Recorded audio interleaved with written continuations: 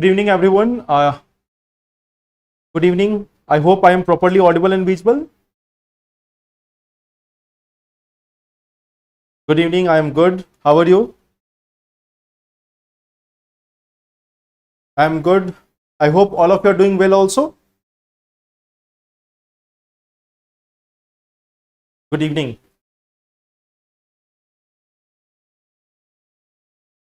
So tell me if you have started that one of the trick which we have discussed last day. We have discussed about that making of a chit of different topics which you have read in a particular day and then writing it in the next day. So any one of you who have decided it? Okay, there is one question. Can High Court change the decision of Supreme Court? No, High Court cannot change the decision of Supreme Court. Not at all. Supreme Court, like if you know that in India, we have an integrated judicial system. So High Court has to take the precedent from the judgment of the Supreme Court. If Supreme Court has said something, so High Court has to give the judgment in line with that. In line with that. That suppose on a particular thing, on a particular topic, if Supreme Court has given a judgment, then High Court is bound by that direction. Now, sometimes it also happens that suppose due to any factor or due to misinterpretation, if there is a judgment which goes in contrary to the judgment of Supreme Court, then again when the Supreme Court reviews it, it quashes that order. But in general, there is a very simple thing. High Court cannot supersede the judgments of Supreme Court or cannot change it. Okay, you solved 90 PYQs of geography. That's great. Okay. Anyone else? Like, tell me about what is your agenda? Have you made the chit like what you have to do in the next day? Like today, you might have also gone through some topics by now. I think it's 5 o'clock now. So in the daytime, you might have read certain topics, maybe something of a static, something of current. So you might have read some topics. So on the next day, that is tomorrow, you might be taking some time out to write about any one of the topic. Okay, why I am saying this? Like this is not that you are not studying. It is not the problem that you are not studying. You are studying it. You are giving a lot of time, but then the output is on the lower side. So tell me if you have started it, or will I have to ask again, or you will do from tomorrow?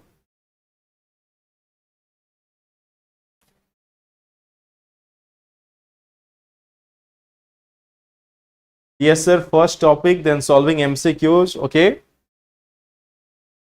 Okay, that's good. Anyone else?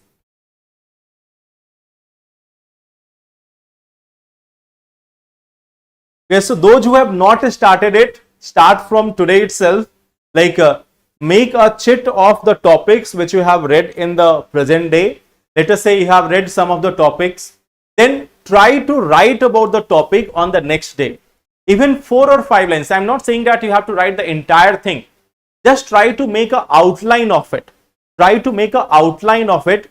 It is not about the writing practice. It is more about the recalling process. You have to recall the things. Otherwise, you are reading on daily basis. You are accumulating the information, but that information is not being useful. It is not becoming useful for you. So this is one of the suggestions which I have given last day also. And again, I am repeating the same thing. Make a chit of the topics which you read on a particular day. Try to recall some of those topics on the next day. Then you will memorize many things. Okay.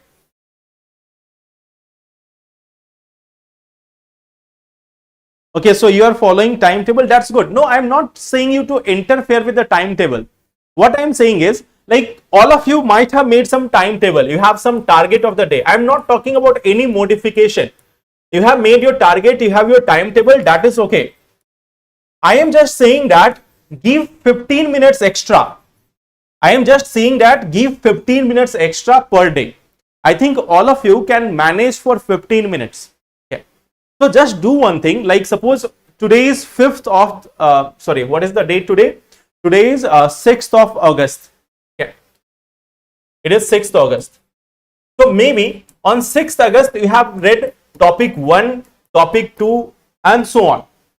you might have revised or read multiple topics on 6th of August. So at the time of, by the time you go for sleep, let's suppose that you are sleeping at 12 or 1, or maybe you are sleeping at 11, at any time, everyone has their different time. So whenever you are going for sleeping, at that time, make a chit of the topics which you have read today. Take 4 or 5 main topics. Take 4 or 5 main topics. Make a chit of those topics, and next day, that is on 7th of August, at any point of time, in the day, at any point of time, give an extra 15 minutes. And out of the chits which you have made, try to pick any of one of them without seeing what is written on it, and then try to recall that topic. It will put an extra pressure on your brain to recall those things which you have read on the last day. And if you do this continuously, then your brain will become more active and active. You will have this active recall power, and within a span of few weeks, you will get a lot of information in your mind. You will also get this how to recall the things, how to memorize it for longer period of time.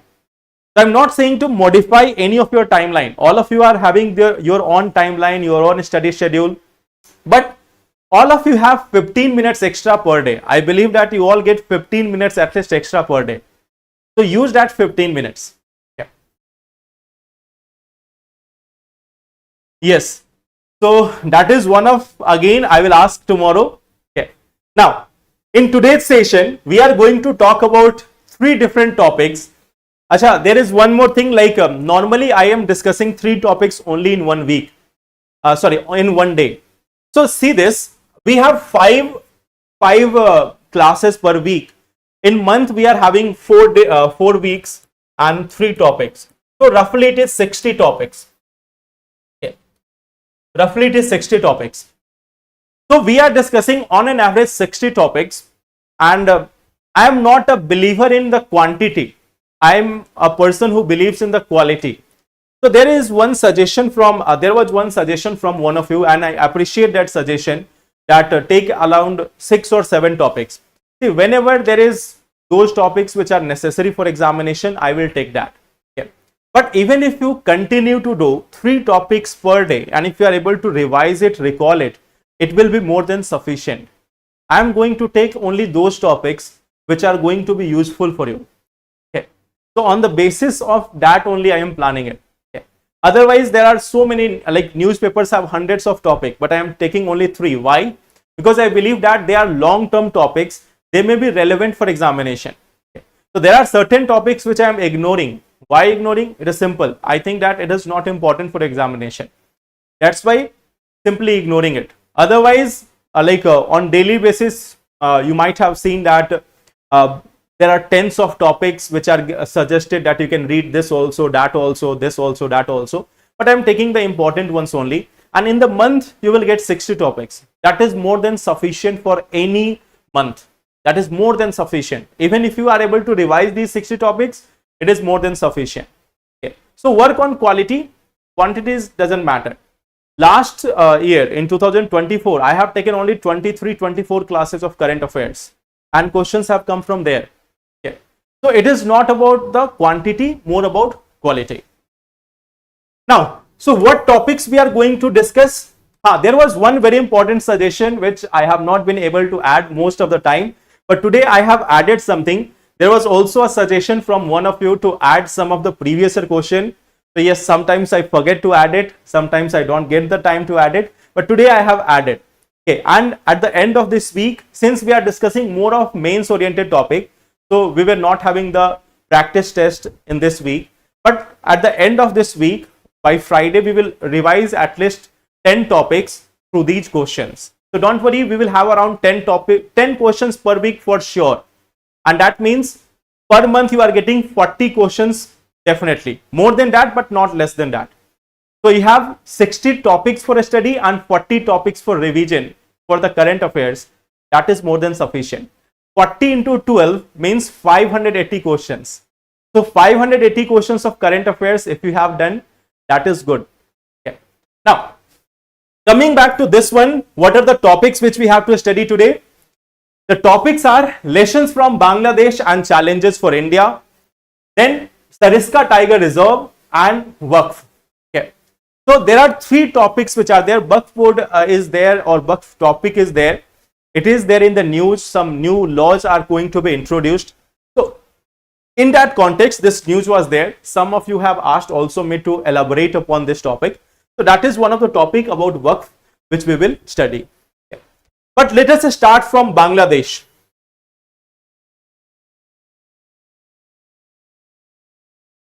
Sir, question solving 26 year MCQ. I am not saying even 26 year. Go for last 11 to 12 years. Start solving questions from 2013 onwards. Do not go for those questions which are which are from 2012 or prior to that.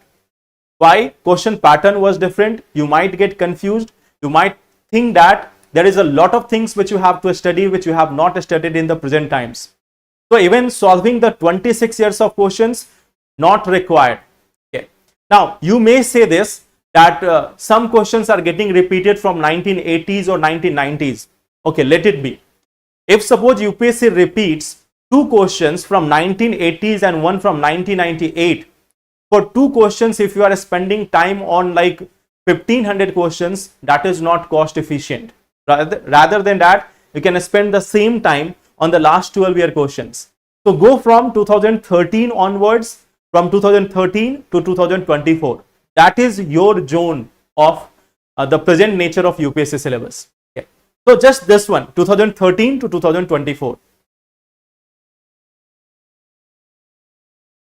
Sir, एक या question current affairs के दे दीजिए daily answer writing के लिए. Okay Shalu, I will give that, no problem in that. If you ask me mains question, I can give it at any time. I don't have to like make the questions in advance. I can write it here on the board itself. Okay, and then I will give you the question. So just remind me at the end of the class to give a topic, to give a question for writing the mains answer. I will give you the topic at the end of it. Okay. So now let's come to this topic, Bangladesh. So when we talk about Bangladesh, so this is one of the topic which we have discussed last day also, and today also we are going to discuss about this, because a lot of developments are there, a lot of lessons are there, and plus at the same time in the changing geopolitics in the South Asia, there is a need to also introduce some change in foreign policy of India. And in this context, we are going to discuss about the Bangladesh issue. First, we are going to see that what are the lessons which the world can take from Bangladesh and which India can also take from Bangladesh. Okay. Now, just to give you a history of it, like from almost around 2000 to 2024, this was the time period when Bangladesh was going through a major economic reform. This was also the time frame when even the Awami League and Sheikh Hasina was the Prime Minister of Bangladesh. He was the Prime Minister of Bangladesh, and Bangladesh has started to witness tremendous growth. It has started to witness tremendous growth. In multiple indicators, you will find that Bangladesh has performed even better than India. It has performed better than India on multiple index. Even the rate of growth of its economy is higher sometimes than India. Employment level is also becoming better. Representation of women in the parliament is also better. In multiple fronts, in the last 20 years, Bangladesh has been doing tremendously good. But then there was time of 2020. There was time of 2020, and this 2020 was a setback to the entire global economy. This was the time of COVID. This was the time of COVID. So after the COVID, the things started to worsen in Bangladesh. Not just in Bangladesh, across the world also things have started to worsen. Now Bangladesh is a smaller country. If there is a major disaster or a major challenge like COVID, then it pushes the economy several years back, and there is a lot of challenges. If economy is very big and well diversified, it has many avenues of growth, many avenues of development. Like see, if we talk about India, what has happened? We have also faced the burden of COVID.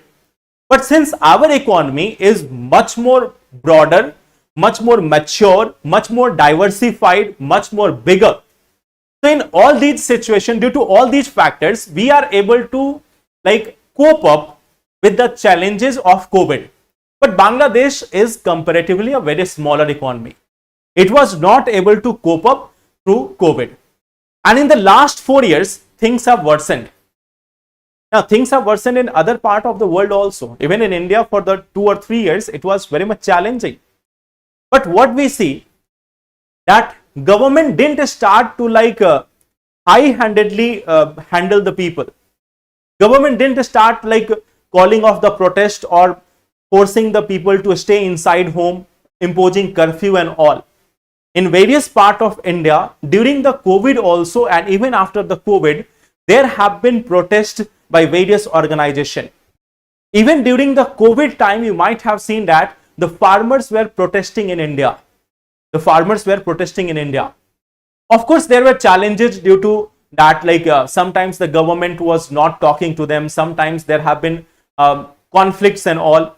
But ultimately, what we have seen, that even after all these things, finally the government like took a step back and it allowed the farmers that, okay, you win, we are taking back the lodge. Okay. So by doing that, government saved itself. By doing that, government saved itself. But the same thing didn't happen in Bangladesh. Bangladesh government thought that, no, we will do whatever we want to do. Whatever the public is saying, we do not care. We will give the economic growth and everything will be fine. So what is the number one lesson? Economic growth is not forever. If you are just basing your entire governance on economic growth, it will not be forever. You know that economic growth and recession are part of the entire thing, part of the scheme. When there is growth, after some time there will be recession also. No economy will be like ever only be growing only. There will be time of huge boom and there will be time of recession too. So economic growth is not forever. It can continue for 10 years, 20 years, 30 years. But then it will slow down. There will be times when it will be negative. There will be challenges. And in those situations, government cannot adopt the same policy as it was doing during the boom phase.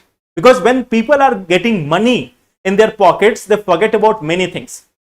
When people are getting money in their pocket, they forget about many things. But when the money is also gone and there is a lot of atrocity, there is a lot of like oppression of the people, then the revolt starts. So economic growth is not forever. It will slow down eventually, and when it does, it is the nature of government which will decide the fate of the government. What is the nature of the government? That will only decide that what will be the fate of government. Will the government survive or not? It depends on how it is. People would be there. People have been there through multiple rulers. The people have been there through multiple rulers. It is the rulers who are changing. It is the government who are changing. People are there. People were during the time of ancient time also, or ancient history also. People were there in medieval times also, in modern times also. In future also, the people would be there. It is the government which keeps on changing. So the government which is more responsible, more accountable towards the people, it has the chances of survival. Government is temporary. Citizens are permanent. So this is one of the lessons which all the world and all the governments can take from here. Government can promise anything. Government can say, we will do this, we will do that. But governments across the world will have to remember one basic thing. Government is always temporary. It is the citizens, it is the people who are permanent. All other things, all other institutions are temporary in nature. So it is the popular will which will dominate, which will always supersede the government. Okay, so that is the first thing. Second thing is, if we talk about the lessons for India, now that is a lesson for the entire world, what happens to the government. Now in this Bangladesh crisis, there is a lesson for India also. And what is that lesson? various experts have said that India has to learn from the past. India has to learn from the past. See, I am explaining this by example. Nepal was going through a change in 2006. Maldives was going through a change in the last 2 years, especially 2022 to 24. Sri Lanka was also undergoing change. Myanmar was also undergoing change. Afghanistan was going under change. So there is a change in most of the country from time to time in South Asia. Now, what India has not done in the past, we have made a decision that we will be sticking to our policy of the past. Like if we were friends with the King of Nepal, we will try to maintain the friendship only with King of Nepal. If we are friends with the old president of Maldives, we will continue to be friend only with them. So we do not have to make relationship with leaders. We have to make relationship with the country. There is a difference in relationship with a leader and relationship with a country. So in the past, our foreign policy has largely relied on relationship between the leaders, not the relationship between the countries. So it has been said by various experts that India should support popular will this time. People of Bangladesh, most of the people of Bangladesh, they have forced the government to resign and forced the Prime Minister to flee away from Bangladesh. We should take the hint from there that Bangladesh people are not in favor of Sheikh Hasina. She is not going to return at all. There is not any return chances of Sheikh Hasina in Bangladesh as what is in the present right now. So in this change scenario, we have to make sure that we are able to maintain the relation with the new institutions, with the new government in the same manner as we used to have with Sheikh Hasina. Okay. So we have to learn from there. Example of Nepal, where India missed the opportunity. Example of Maldives, where India missed the opportunity. Okay. So that is one of the things. Then again one thing, India is a multi-party democratic system. So naturally, we should support the popular will of people of Bangladesh, because Bangladesh was also, like the people of Bangladesh, they were also fighting for a multi-party system. In the previous elections, although it was multi-party, but it was one party which was always winning. The elections were not that much free and fair. So this is one of the things, since new parties are coming up, India needs to make relations with them also. So that is also a lesson from past for India. That take the example of Nepal, take the example of Sri Lanka. In the upcoming few days, how India acts, that is the main thing, how our relations will improve or not. Okay. Then, now, there is an article by C. Raja Mohan. Okay. He is one of the renowned persons writing about international relations. So he has given an editorial, and this is going to be important for your mains examination. So he had suggested like what should be the approach of India, and some points are very much important here. Some points are very crucial, not just for the present time, but even for future. Okay. So see here, first thing is, this is one of the time when India had proved that now it is standing with the friends. Now it is standing with the friends. So that is one of the very important part. In 1975, the father of Sheikh Hasina, Mujibur Rahman, he was murdered, and at that time India could not save him. India have not been able to save him in the time of 1975. In 1992, India could not evacuate the president of Afghanistan at that time. He was Najibullah. Okay. So he was having a very good relations with India at that time. But India was not able to evacuate him when Afghanistan was taken over by Taliban. He was hanged in the street by lamppost. Okay. In the street lamp, he was hanged publicly. Okay. So he was like brutally murdered in front of everyone, and India was not able to evacuate the president of Afghanistan. He was one of the very close friend, and he was relying on India that India will help him. Okay. So there have been some failures of India in the past in this regard. whatever be the conditions, like India was not that much mighty at that time, or India was not having that much of leverage at that time. But this time, India has done one thing. India has provided safe passage to Sheikh Hasina. Okay. You might have seen that last day itself, Sheikh Hasina came in India through the military helicopter. Of course, the military helicopter was of Bangladesh, but that military helicopter was guarded by Rafale jets. It was given protection by Rafale jets. It landed in India, and the chief security advisor, a national security advisor of India, Ajit Doval, met Sheikh Hasina at the Hindon airport. So this is one of the change stand of India, which will reflect good, that India has stood with its friend. Okay. India is there with Sheikh Hasina, because Sheikh Hasina was a very good friend of India. So in these troubling times, India has stood by them. So that shows that yes, India stands for its friend. Okay. So when we are like having Rafale in the sky for just Sheikh Hasina, it shows to the world that yes, India will do this thing now, that if it want to save any friend, it will show its military might now. So this is one of the very important part, because in countries like Bangladesh or in Pakistan, also in other countries, either you are prime minister or you are dead. Okay. So that is the situation there. So in this situation, India has helped it. Okay. Now, that is the first part. Second part is what needs to be done now. What should be approach now? The approach should be pragmatic diplomacy. Like I was saying in the beginning itself, no nation can have a relation with one leader or one individual or one party. India has to make relations with nations, not individual. So the changing reality is there. The things have changed, and India will need to change also in this regard.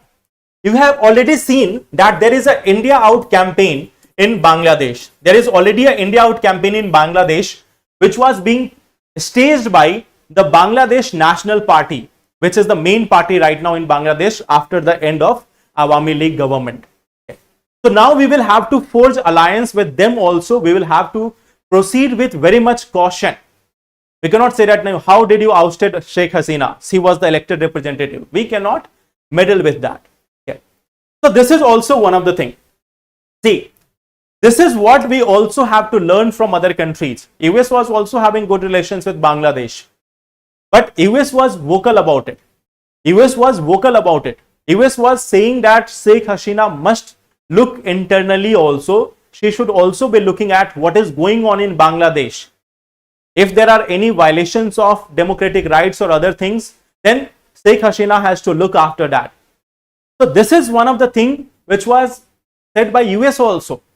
But then what we did, we said that no, US should be silent about all these things. Even like in our country, the public discourse was that US should not be meddling in affairs of Bangladesh. So we also need to follow a pragmatic policy. Now, when the government has changed in Bangladesh, US will still be able to maintain relations with Bangladesh, but our relation with Bangladesh is going to be a challenging one now. Okay. So second thing is, we have to get a pragmatic diplomacy, not the ones which was simply based on ideals and all other things. Like once we are friends, we will friend forever. Okay. There is a general saying in international relation, although this is not applicable here, but there is a general saying in international relations that no one is a friend forever or enemy forever. No one is friend forever or no one is enemy forever. Okay. So that is one thing which we have to adopt now. Even Bangladesh National Party, it cannot be our enemy. Like now we can see Maldives, just 6 months back, Maldives have gone this India Out campaign, and now they are having, or now they are trying to maintain good relations with India. So we have to change the narrative. We have to change the narrative. We have to adopt a pragmatic policy. That is also one of the suggestion. The third suggestion is preparing for the dangerous triangle. Now, when this PNS has led to eviction of or led to fleeing of Sheikh Hasina, there are two other countries which might be very much happy right now. one of them being Pakistan, the second being China. Pakistan and China will try their best to get some benefit out of this new government. They will try to again build that hold in Bangladesh, which they were having in the past also. In Bangladesh, they were having this hold in the past also. So they will again try to get that hold in Bangladesh. And that is going to be a challenge for us. That is something which is going to be a challenge for us. So we have to act smoothly also, but swiftly as well. We have to act with caution, but swiftly also. Otherwise, Pakistan and China are already there. They are already there having good relations with the BNP and all other parties. So we have to act swiftly here now.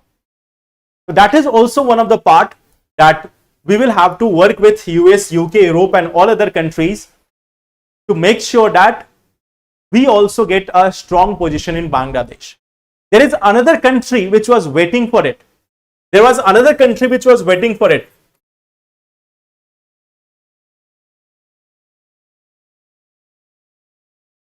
There is another country which was waiting for this, and that is Turkey. You know that India and Turkey's relation are not very good, and they have been waiting for something to happen in Bangladesh. So they will again try to put some more radical elements in Bangladesh. They will again try to put more radical elements in Bangladesh. Bangladesh can again become a hotspot for rise of terrorism. In the last 20 years, it has curtailed on terrorism. But again, there might be a chance that Turkey, Pakistan, China and all other countries or all other such rogue nations, they can start the hotspot of terrorism in Bangladesh. Okay. So this dangerous triangle is also there: Pakistan, Bangladesh and China. Okay. So we have to get Bangladesh out of that triangle, or we have to make sure that Bangladesh do not become part of this triangle. So that is also one of the part. Then there is one of the thing which is now being said to India: leaving the past in the past. Like for a very long period of time, it has been said by India in all the public discourse. We all believe that we have been instrumental in the liberation of Bangladesh in 1971. That is a true reality also. But people are not very much happy about it in Bangladesh. That why is India taking away all the credit? First of all, they are not happy with that of even Awami League narrative of 1971.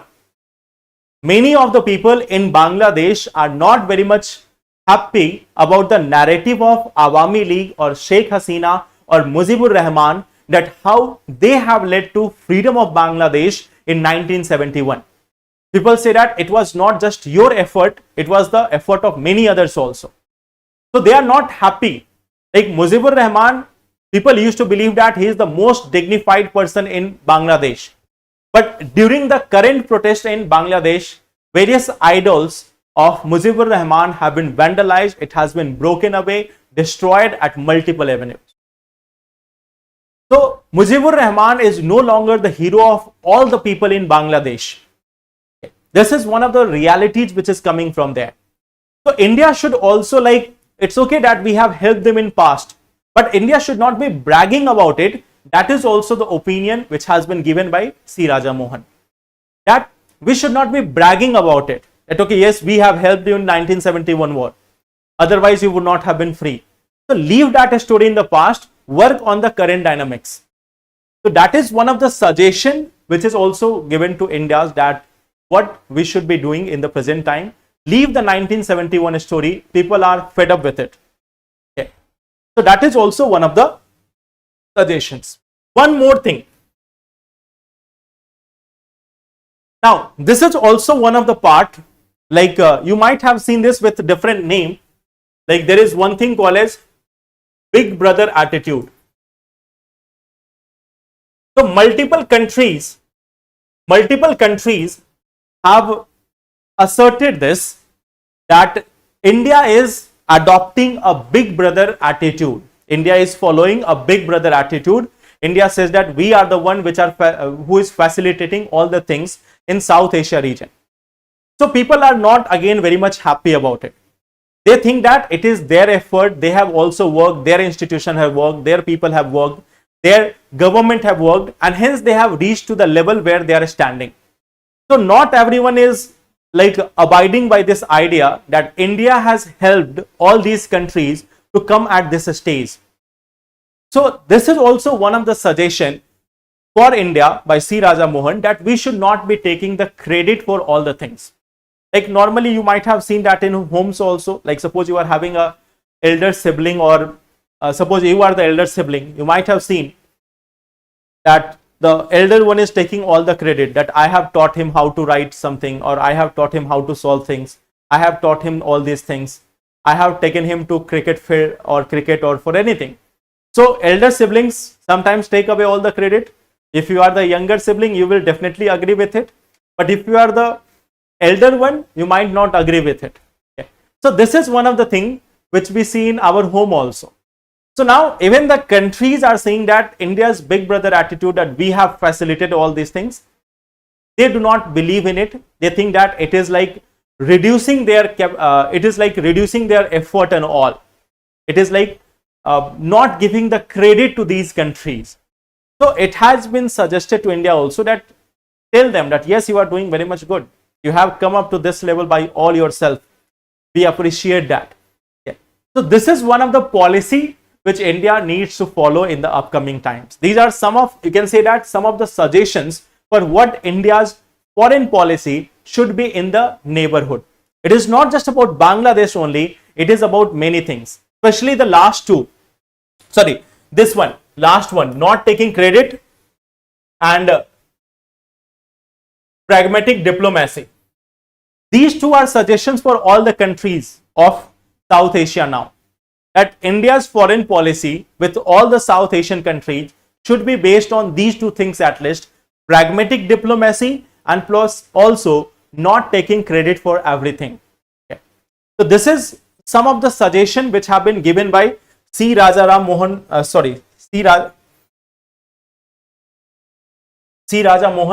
and one last thing that he had suggested in his article, that the future, like if we talk about the future, India will need enormous strategic patience, faith in the logic of geography, belief in the centrality of commerce, and a strong political commitment to transcend the partition pathologies in building relations with a changing Bangladesh.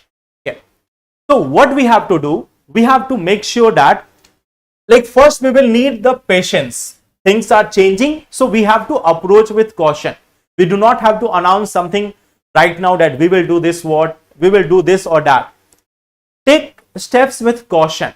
Do not announce anything all of a sudden. So take steps with caution. That is one of the strategic patience. That is one of the advice. Then there is another very important thing which has been written here: faith in the logic of geography.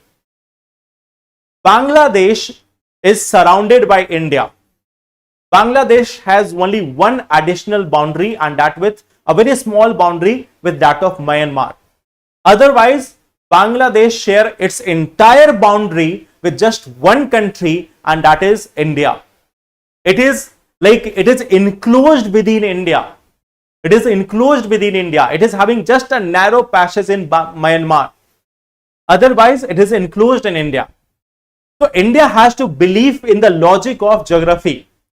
If Bangladesh has to do trade with Nepal, if it has to do trade with Bhutan, if it has to do trade with most of the countries of the world, it will have to pass through India.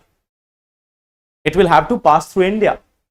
So that is like one thing which Bangladesh cannot change. There is a simple thing. You can change friends, but it cannot change a neighbor.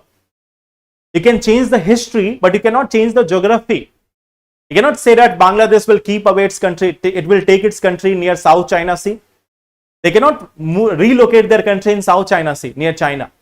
They have to remain here only, forever. This is not going to change.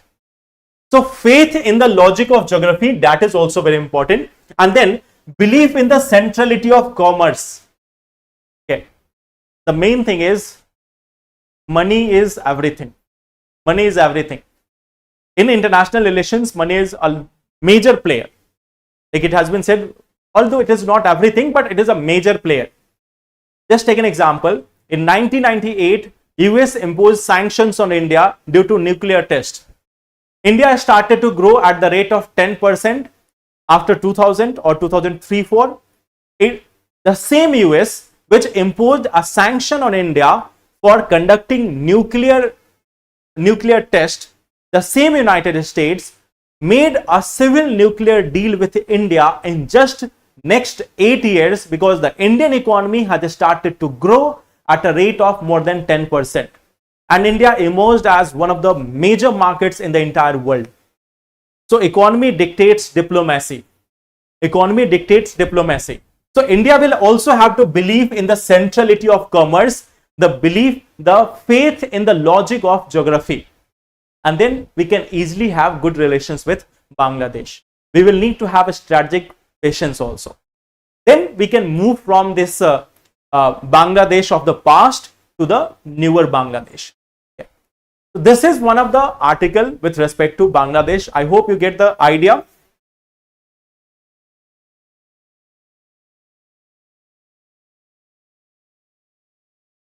But sir, if China steps in with their money into Bangladesh, then they can actually turn very hostile towards India. Let me give you just one statement of a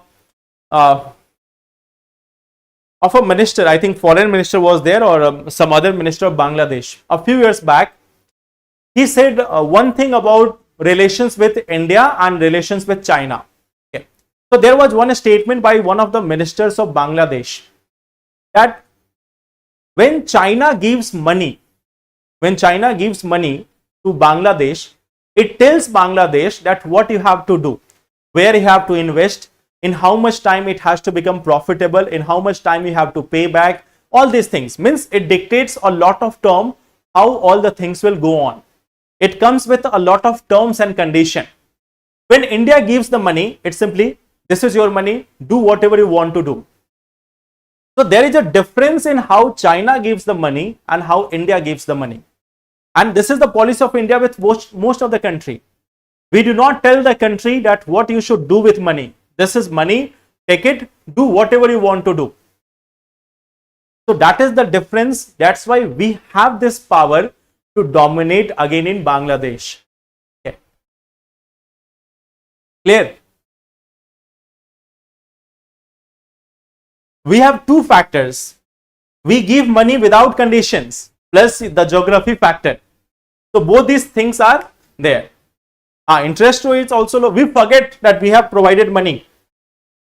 We also forget many times that we have provided the money. We are not collecting it back also many a times. And we are not even like asking like China that give this land to us. Give this land to us and do not pay us. So we are not even like asking the money sometimes. We are not even asking for land or anything. We are just asking for good relations. Yeah. So that is the difference between India's policy and China's policy. So now let's come to the next topic then. We have two articles in news today about the tigers. One was related to Sarasa Tiger Reserve and one was again related to like tigers in Bandhavgarh. Okay. So we will today talk about Sarasa Tiger Reserve. It is one of the very prominent tiger reserves in which state? This is a question for you. Sarasa Tiger Reserve is in which state of India?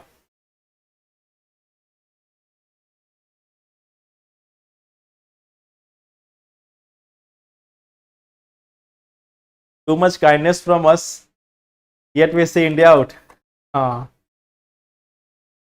That is the irony.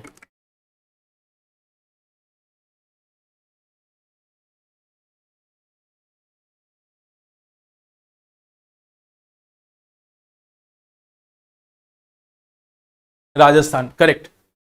So we have Sarasa Tiger Reserve. This is very prominent tiger reserve. Just see this plant here.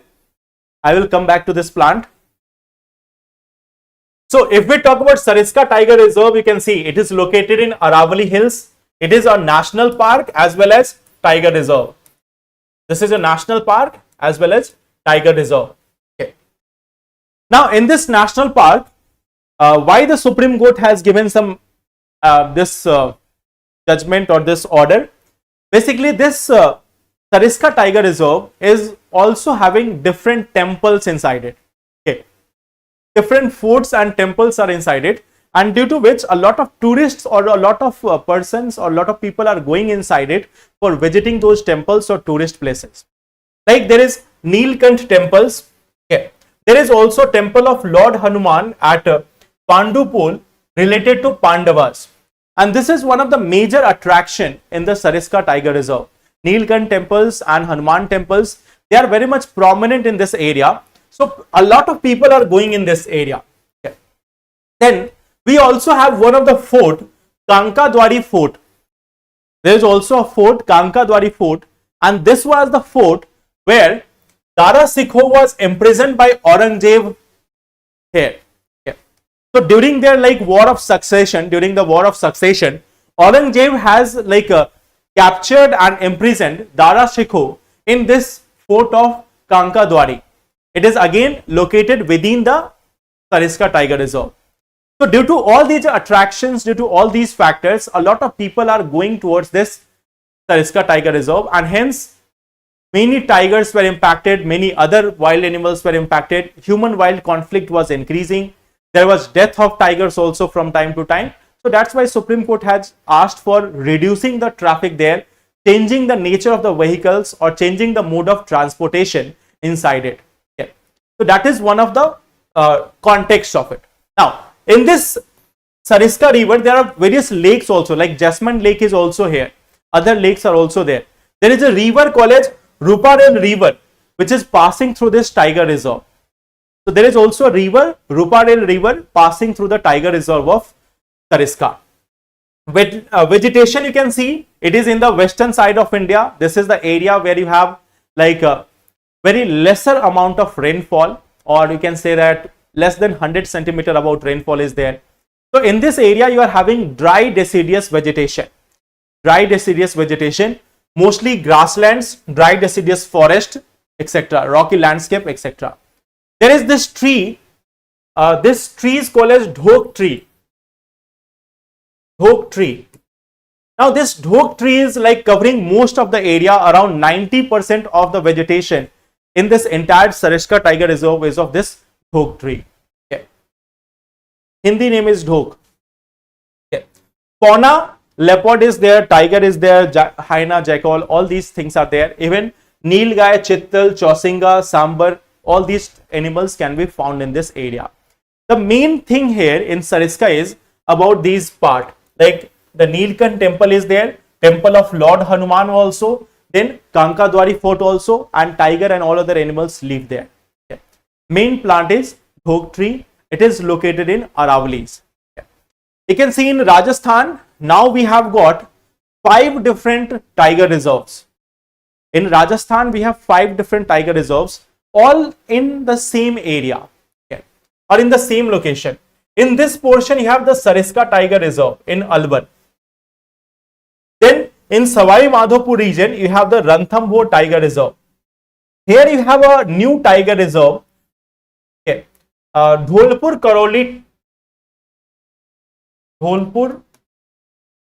Karoli Tiger Reserve. In this location, you have got a new tiger reserve where I have highlighted with black. Okay. Here you have another tiger reserve, this location, which is Mukundra Hill Tiger Reserve. It is in Kota. And this was also recently announced Ramgarh Vishdhari Wildlife Sanctuary, which has been now upgraded into a tiger reserve. So that is also a tiger reserve. So Ramgarh Vishdhari Tiger Reserve, then Mukundra Hill Tiger Reserves, Ranthambore Tiger Reserve, Dholpur Karoli Tiger Reserve, and Sariska Tiger Reserve. So you can see all of them are almost in this region of eastern Rajasthan. And here you are having in all these things, in all these areas, you will get deciduous type of vegetation. Mostly dry deciduous. Okay. So this is one of the area. In this Mukundra Hills, somewhat moist deciduous can be found, but other than, you will find all these things are dry deciduous and grasslands. Why they have made all of them in proximity? This is the area where the tigers are migrating from one region to another region. This is also like one of the area where tigers are migrating from one tiger reserve to another tiger reserve. Like you can see, Ranthambore is there, then you have Mukundra, then you have Ramgarh Vishdhari, then you have this Dholpur Karoli Tiger Reserve, and just above you have the Sarasa Tiger Reserve. So they are in a continuous zone. They are in almost continuous zone in these regions of Rajasthan. Okay. So this is the Dhok tree and Rajasthan area. Now this one question was there about Sarasa. There was one question about Sarasa in 2017. The question was, recently there was a proposal to translocate some of the lions from their natural habitat in Gujarat to which one of the following sites? Corbett National Park, Kuno Wildlife Sanctuary, Mudumalai Wildlife Sanctuary, and Sarasa National Park.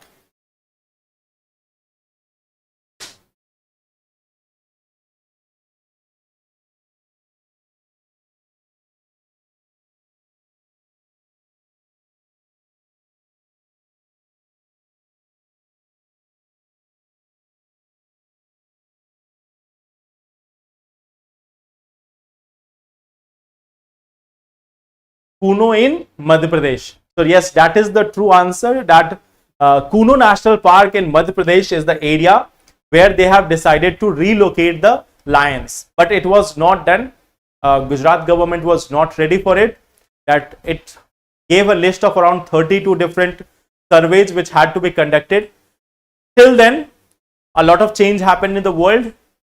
The Kuno National Park got more fame. It got something else. It got the cheetahs. Okay. So now Kuno National Park is having cheetahs. It is not having lion. It is having cheetah in India. Now, coming to the last topic, we have the Waqf property. So you might have been reading a lot of things. Now, let me clarify itself. This is just about what is Waqf property. It has been said, or it is there in the newspaper, that government is going to introduce some change, or it is going to bring a law in the parliament which will amend the Waqf related act in India. The Waqf related act in India, that is going to be amended or changed by the government. Now that bill has not been presented in parliament yet. There are only reports about it. So we will not discuss just about what has been said in the newspaper. We are not going to discuss that what government might be doing. Let the government introduce the bill, then we will again talk about it. Otherwise, we cannot simply discuss on the speculation. That is not important. Okay. So here what is we can see right now is what is Waqf board and what is Waqf property. Okay. Any one of you have idea? Any one of you who is having this idea that what is this Waqf property?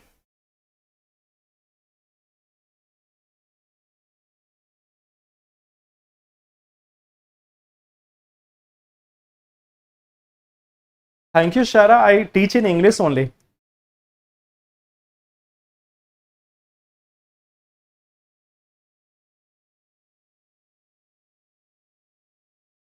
Can you tell me what do you know about this Waqf property?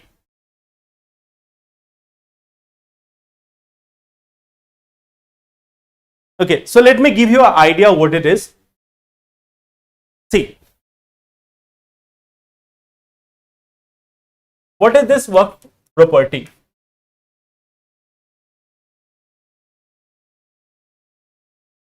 Now, Waqf property means a property which has been given to Waqf board. There is also Waqf board.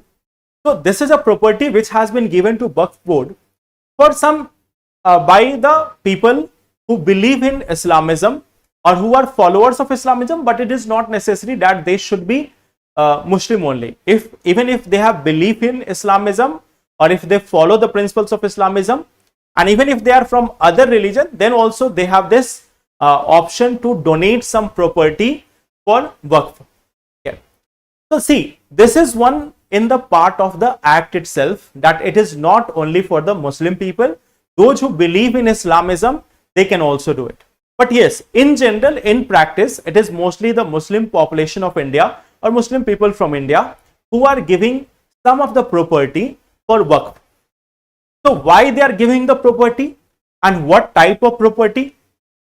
The two things is why they are giving property in waqf. Okay. See, it is being given for multiple purposes. Like normally there is a belief that if you have some extra amount of property or if you are having extra resources, then you should also be helping others. Then you should also be helping the others, the poor, the marginalized, and there should not be too much concentration of wealth with just one person. So keeping that idea, there is an option of waqf. Now in waqf, normally most of the time people are voluntarily giving their land or property to the waqf board, which is established in almost all the districts and states and even at union level.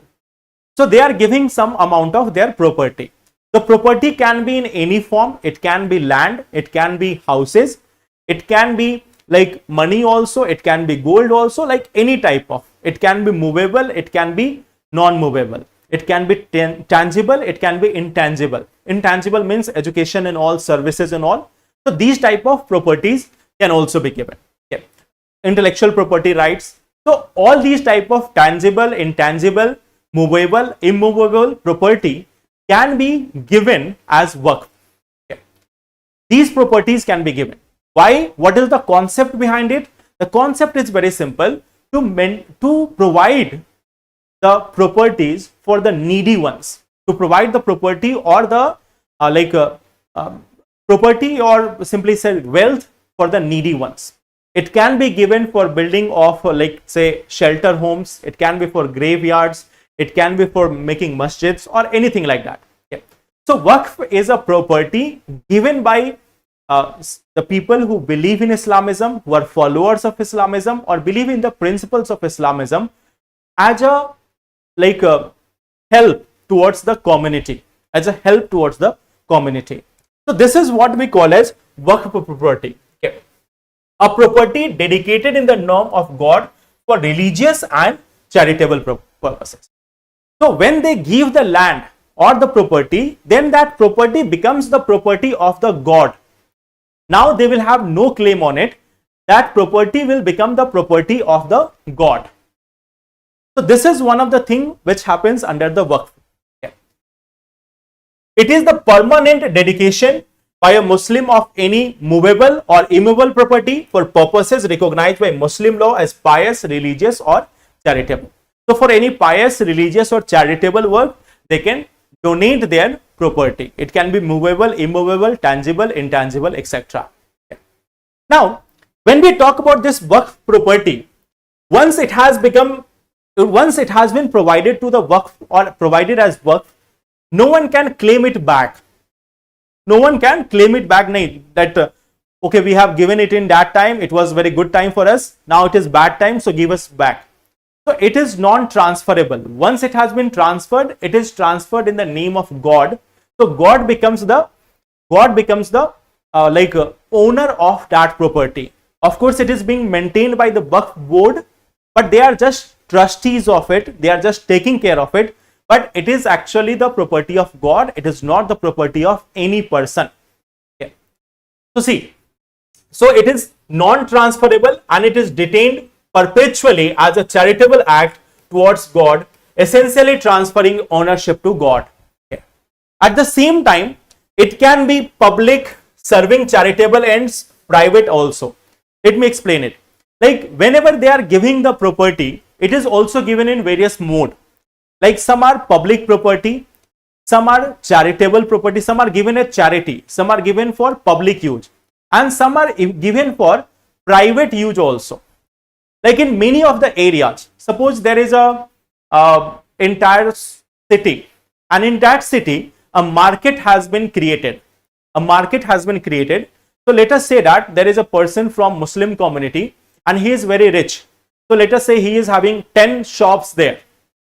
Let us say that there is a huge market in an area. A person is there, a person who is a believer in Islamism, a person from Muslim community is there. He is very rich. He has, let us say, 10 shops in that market.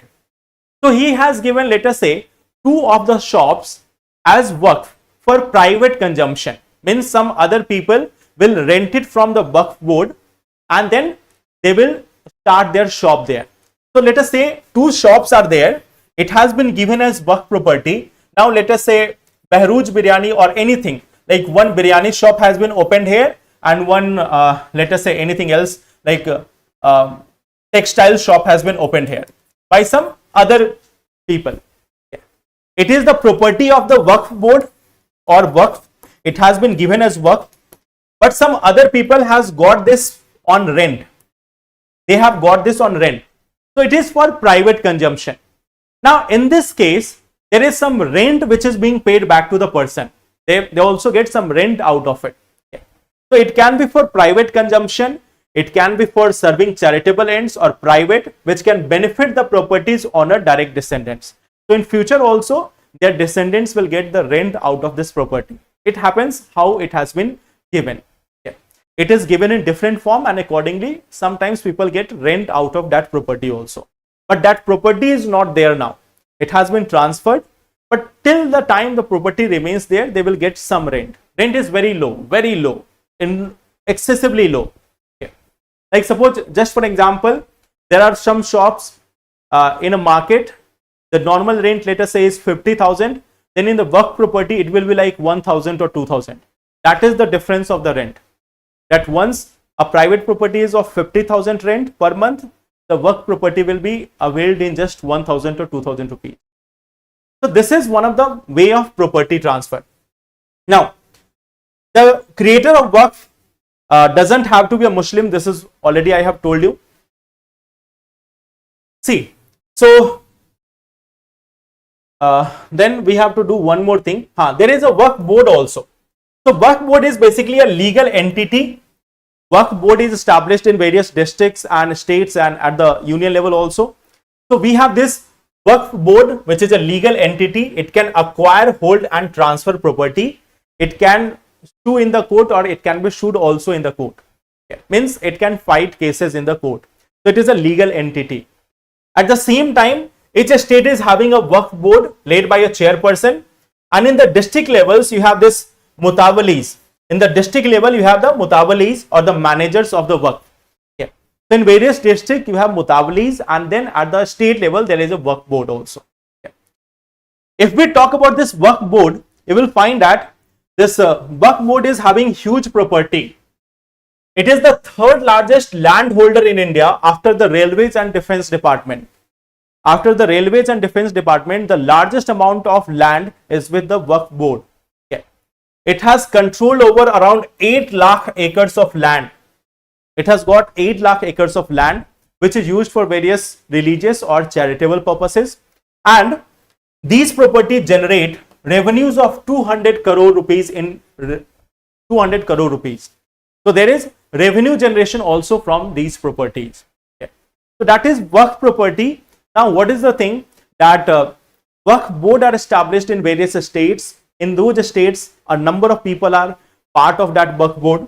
Like you can see here, this Waqf board is having members from various political arenas also. This is where it is used. Let me show you who become part of it. Like normally you will find that many of the leaders, Muslim leaders or Islamic leaders are there, scholars are there, even the member of parliaments of that state, they can also become part of the Waqf board. So Waqf board is established in all the states. They have the autonomy related to like acquiring any property or restoring the land right, etc., etc., collecting revenues and all. So they are generating huge amount of revenues. Now there is a report coming that government is trying to change something in Waqf Act. That's why there is a lot of discussion. But until unless there is actually some change, we will not discuss about it. Okay. When there is a change, then we will discuss about this. Is it clear?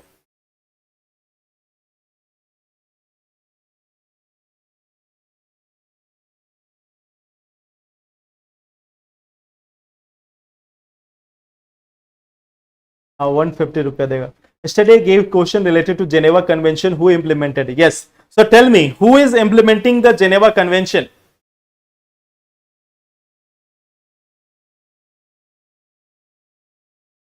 No, this revenue is collected by the Waqf board. This is not collected by the government or Waqf board are established.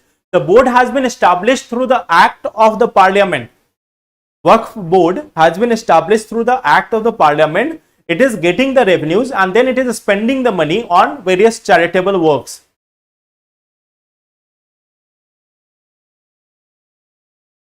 No, it is not government property. It is the property of the god.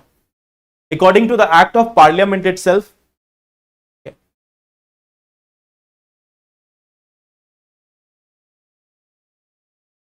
It is not that like Waqf board is utilizing. It is you can simply see it from here that it is having the third largest amount of land. It is the third largest landholder in India, and still it is getting only 200 crore rupees in revenue. So definitely it is not utilizing it in the best optimal manner in terms of economy. Now tell me one thing. I have asked last day also that about the Geneva Convention, who is enforcing it or implementing it? See, that is one of the major criticism of Geneva Convention. When we talk about it, normally if any country is violating the Geneva Convention, so see, this is an international law and Geneva Convention has also been brokered, you can see, by United Nations and all. So normally if two countries who are party to this Geneva Convention, if they want to go in this, then they can go to the International Court of Justice. That is one of the point. But sometimes there are cases even in International Criminal Court as well. Because if there is a war crime like situation, then you know that International Criminal Court also takes cases related to war crimes. So if any country is alleging war crime by other country, they can take that country to International Criminal Court also. But you know that International Criminal Court has no enforcement mechanism. International Court of Justice, it can ask the United Nations Security Council to take action. But what is actually happening is, no one is enforcing the order if it is larger countries. If it is smaller countries, then of course United Nations Security Council or others can pressurize the country to act on it. Otherwise, for the larger countries, bigger economies, bigger powerful country, there is no enforcement of the laws. That's why Geneva Convention is considered one of the major failures. Now, companies, if you have seen last day newspaper, various countries are using the prisoner of wars as pawns. Like they're using it as for negotiating some deal here and there. Like Russia and Ukraine has also exchanged prisoners of war. US and Russia has also exchanged prisoners of war. So they are exchanging the prisoner of wars just as making some deals and all other things. There is no timeline, nothing like that. No one is actually enforcing it. Countries can take to International Court of Justice or they can take to International Criminal Court. These two institutions are as ineffective as all other institutions of UN. Okay. They do not do anything. They just make statements. So in actual, there is no enforcement. Yeah, you can take to various institutions, but even if the International Criminal Court and leave the International Criminal Court, International Court of Justice, it is not able to enforce the Geneva Convention. Leave all other countries. United Nations Security Council, you can see 5 countries, opposite countries. There is China, Russia, US and its allies. So you definitely know that US, China and Russia, they will not be able to agree on any one topic. US, China and Russia, they are never going to agree on one topic. In the present format, United Nations Security Council is non-functional. Hence, International Court of Justice is non-functional. Hence, International Criminal Court is non-functional. All other institutions of United Nations, in any major matters, most of them are non-functional. Yes, that's why there is no enforcement. That was why I was asking about it. This is not just like any country is going to enforce it or not. This is basically a part of deal which they conduct. No country is enforcing it actually. Okay. But I wanted to read about, I wanted you to read about this just because you have to know where the institutions are failing. There is a escalation of war in Iran and Israel. No one is doing anything. There is a war going in Ukraine and Russia.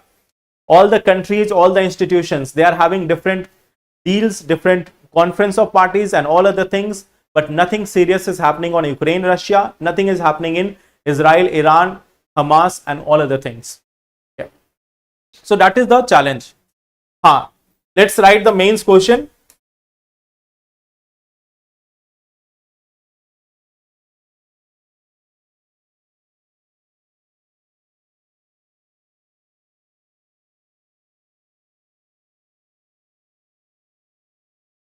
The road to peace and connectivity in South Asia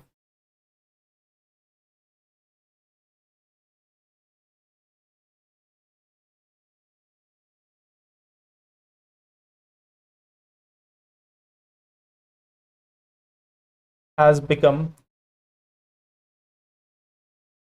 a distant dream again.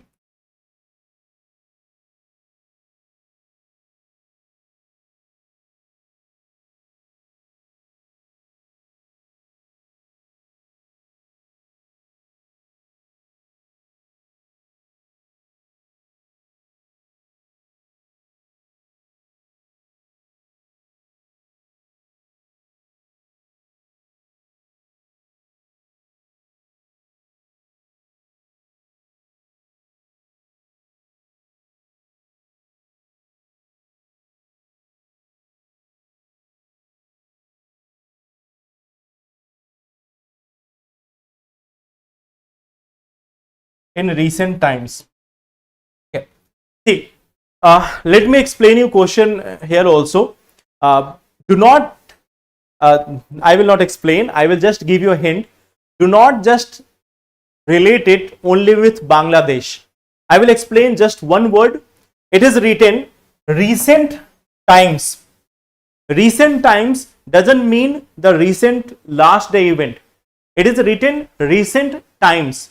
When it is written recent times, it means the last 5 to 10 years or last, like it varies from context to context, but it is mostly last 5 to 10 years. So it is recent times, not recent time. So that is also something which you have to understand from the words of the question. It is recent times. Okay.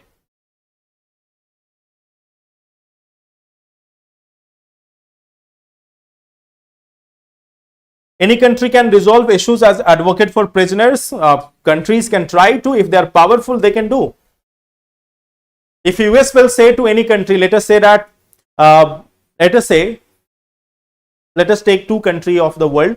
Let us say Bangladesh and Myanmar. So if let us say US is saying to Bangladesh that you must return the prisoner. Let us say that there is a war event between Bangladesh and Myanmar. If Bangladesh is pressurized by United States that he will have to leave the prisoner of war, they will leave it. But suppose if US is saying the same thing to China or India or let us say Russia, then they will not follow. So who is US? So it all depends on the power of the country. The question is, the road to peace and connectivity in South Asia has become a distant dream again. Comment in the light of changes in geopolitics in South Asia in recent times. In recent times. I hope it is clear. Okay, so write about this question. Let's meet on in the next session tomorrow.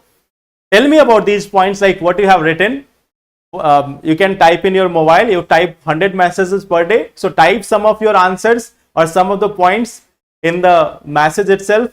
Keep it like even before the classes, type it in your mobile, and then at the time of the classes, you can paste it in the comment box. So I will see you tomorrow. Thank you so much and all the best.